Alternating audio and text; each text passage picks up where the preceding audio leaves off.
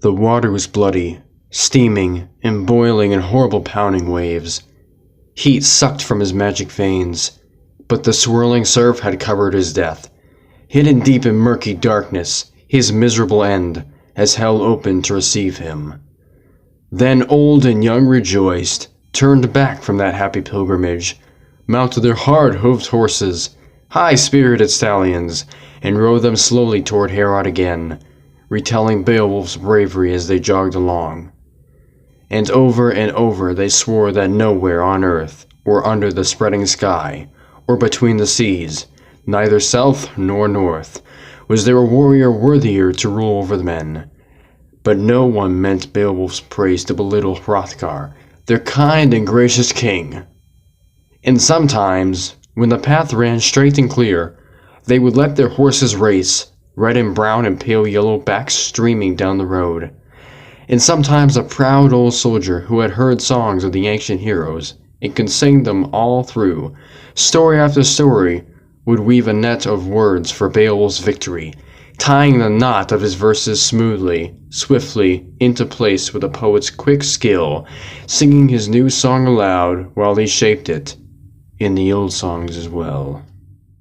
Although one monster has died, another still lives.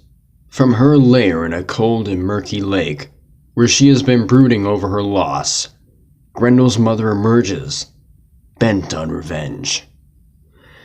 Grendel's mother. So she reached Heorot, where the Danes slept as though already dead. Her visit ended their good fortune, reversed the bright vein of their luck.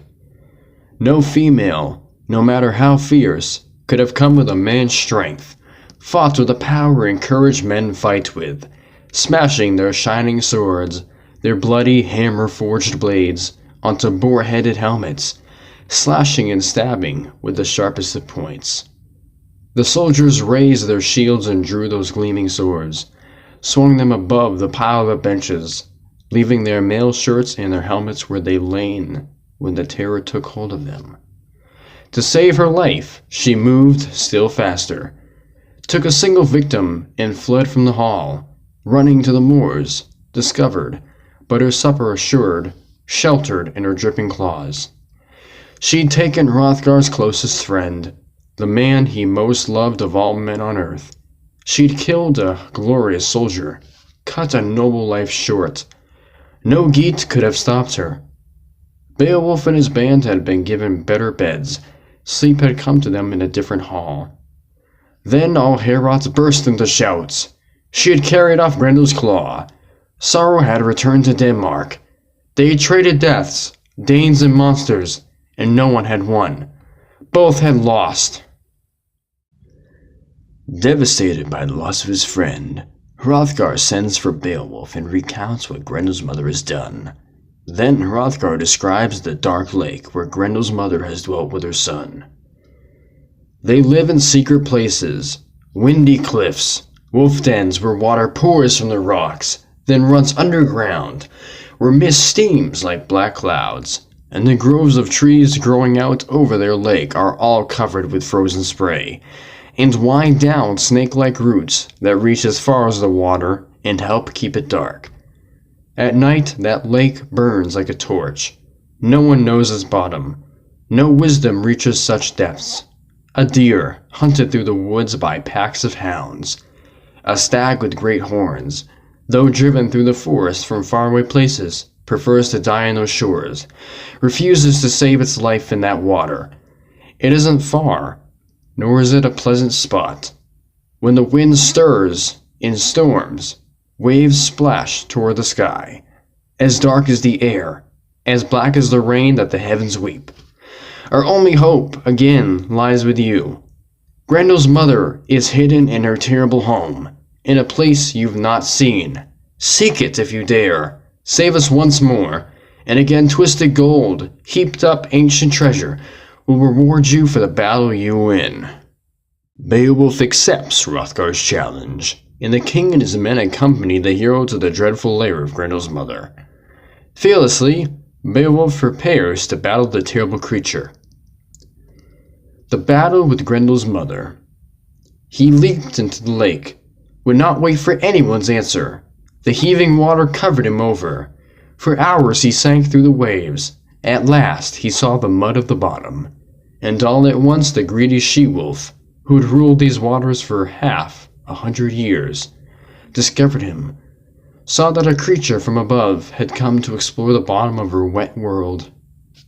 She welcomed him in her claws, clutched at him savagely, but could not harm him, tried to work her fingers through the tight ring-woven mail on his breast, but tore and scratched in vain. Then she carried him, armor and sword and all, to her home. He struggled to free his weapon, and failed. The fight brought other monsters swimming to see her catch, a host of sea beasts who beat at his mail shirt, stabbing him with tusks and teeth as they followed along. Then he realized suddenly that she had brought him into someone's battle hall, and there the water's heat could not hurt him, nor anything in the lake attack him through the building's high arching roof. A brilliant light burned all around him, the lake itself like a fiery flame. Then he saw the mighty water witch, and swung his sword, his ring-marked blade straight at her head. The iron sang its fierce song, sang Beowulf's strength. But her guest discovered that no sword could slice her evil skin, that grunting could not hurt her, was useless now when he needed it. They wrestled. She ripped and tore and clawed at him, bit holes in his helmet, and that too failed him. For the first time in years of being worn to war, it would earn no glory. It was the last time anyone would wear it. But Beowulf longed only for fame, leaped back into battle. He tossed his sword aside, angry.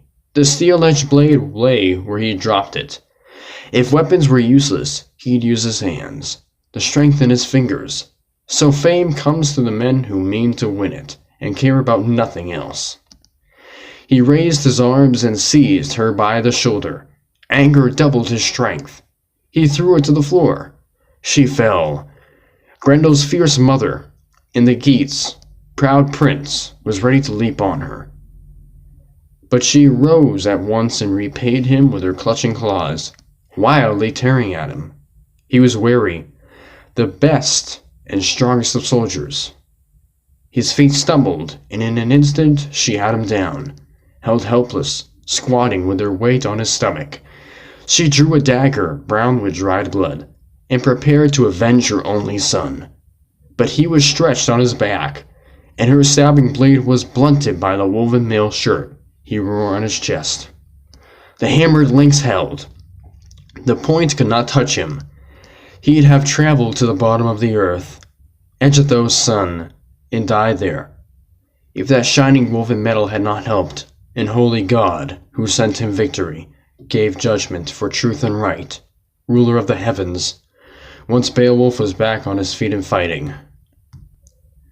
Then he saw, hanging on the wall, a heavy sword, hammered by giants, strong and blessed with their magic, the best of all weapons, but so massive that no ordinary man could lift its carved and decorated length. He drew it from its scabbard, broke the chain on its hilt, and then, savage, now angry and desperate, lifted it high over his head, and struck with all the strength he had left, caught her in the neck and cut it through, broke bones and all. Her body fell to the floor, lifeless.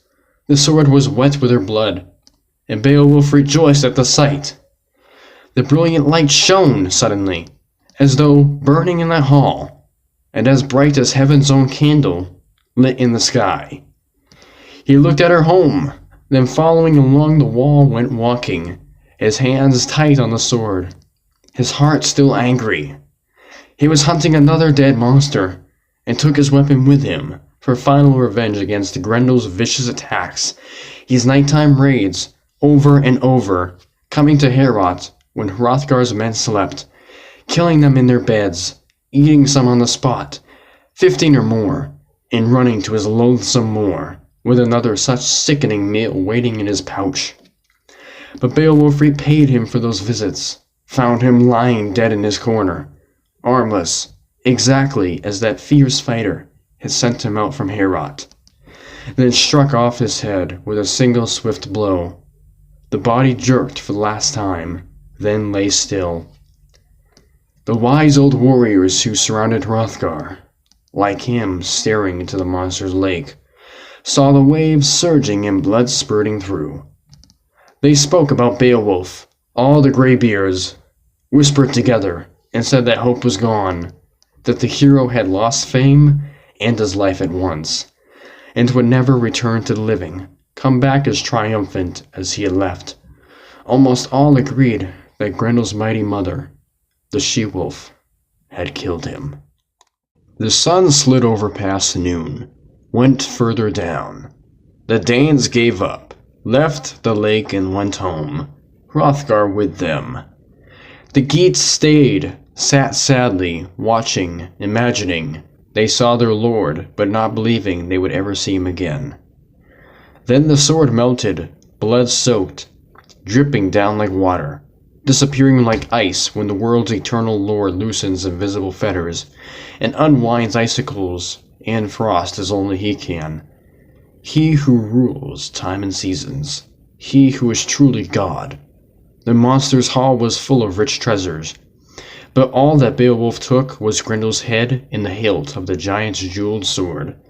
The rest of that ring-marked blade had dissolved in Grendel's steaming blood, boiling even after his death, and then the battle's only survivor swam up and away from those silent corpses.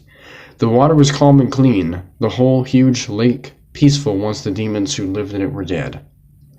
Then that noble protector of all seamen swam to land, rejoicing in the heavy burdens he was bringing with him. He and all his glorious band of Geats thanked God that the leader had come back unharmed. They left the lake together. The Geats carried Beowulf's helmet and his mail shirt.